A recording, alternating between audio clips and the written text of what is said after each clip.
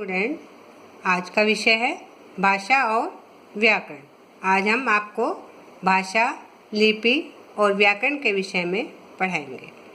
भाषा जिस साधन से हम अपने विचारों को बोलकर या लिखकर प्रकट करते हैं तथा दूसरों के विचारों को सुनकर या पढ़कर समझ लेते हैं, वह साधन ही भाषा है। भाषा के दो रूप हैं, मौखिक भाषा, लिखित भाषा। जब हम बोलकर अपने विचारों को प्रकट करते हैं तो वह भाषा मौखिक कहलाती है।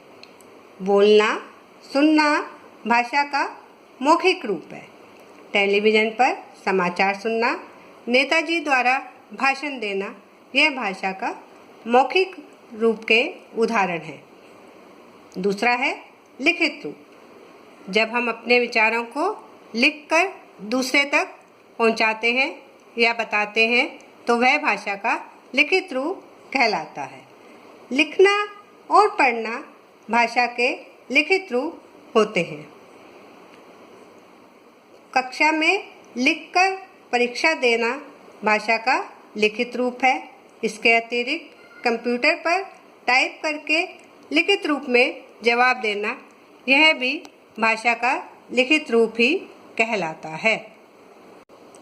अब हम मातृभाषा के बारे में पढ़ेंगे। जो भाषा बच्चा अपने माता पिता तथा परिवार से सीखता है वह उसकी मातृभाषा कहलाती है। जैसे पंजाबी बोलने वाले परिवार की मातृभाषा पंजाबी कहलाती है। राजभाषा देश के जिस भाग में भाषा का प्रयोग कार्यालयों में होता है उसे राजभाषा कहते हैं। भारतीय संविधान ने 14 सितंबर 1949 को हिंदी भाषा को भारत की राजभाषा घोषित की। इसीलिए 14 सितंबर को प्रतिवर्ष हिंदी भाषा दिवस मनाया जाता है। अब हम राष्ट्रभाषा के बारे में पढ़ेंगे। राष्ट्रभाषा क्या है? देश के अधिकांश भागों में बोली जाने वाली भाषा ही राष्ट्रभाषा कहलाती है। भारत की राष्ट्रभाषा हिंदी है। अंग्रेजी अंतर्राष्ट्रीय भाषा है।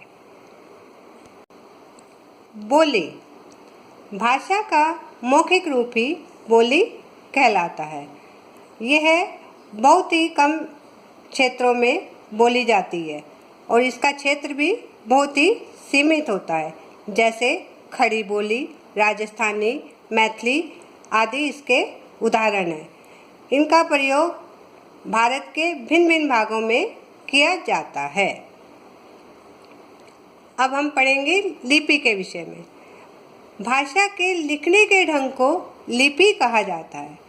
प्रत्येक भाषा को एक ही तरह से नहीं लिखा जाता, क्योंकि हर भाषा को लिखने का ढंग अलग अलग ही होता है।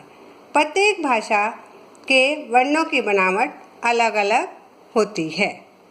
जैसे हिंदी की लिपि है देवनागरी, अंग्रेजी की लिपि रोमन, उर्दू की लिपि फारसी, पंजाबी की लिपि गुरुमुखी। व्याकरण भाषा के शुद्ध प्रयोग के नियमों की जानकारी देने वाला शास्त्र ही व्याकरण कहलाता है। हमें यह कैसे ज्ञान होता है कि यह व्याकरण है? जैसे कि वह जा रहा है, यह भाषा का शुद्ध रूप है। अगर एक सीता नहा रही है, यह भी शुद्ध रूप है। सीता नहा रहा है, यह भाषा का अशुद्ध रूप है। धन्यवाद।